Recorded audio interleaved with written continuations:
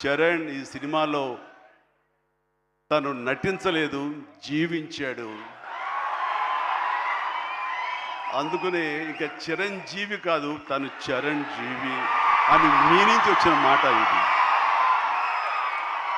నిన్న కూడా ఢిల్లీలో పిఎం గారు నరేంద్ర మోడీ గారితో పాటు తను కూడా ఒక కాంక్లేవ్లో పాల్గొన్నాడు. రిపబ్లిక్ టీవీ కాంక్లేవ్లో పాల్గొన్నప్పుడు వాళ్ళు కొత్త కాయినేజ్ పెట్టారు, న్యూ ఏజ్ మెగాస్టార్ అని. ఎస్,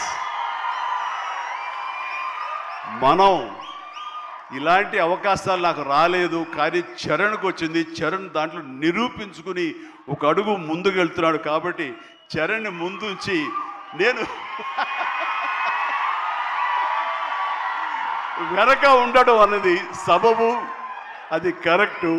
బిడ్డలు ఎదిగినప్పుడు, బిడ్డలు ముందుకు వెళుతున్నప్పుడు ఆ పొందే ఆనందం అంతా ఇంత కాదు. సో ఈ రోజున ఈ పెద్ది తర్వాత రంగస్థలంలో కొంతవరకు, ఇప్పుడు ఈ పెద్ది తర్వాత పుత్రోత్సాహం అనేది 100% నేను ఫీల్ అవుతున్నాను.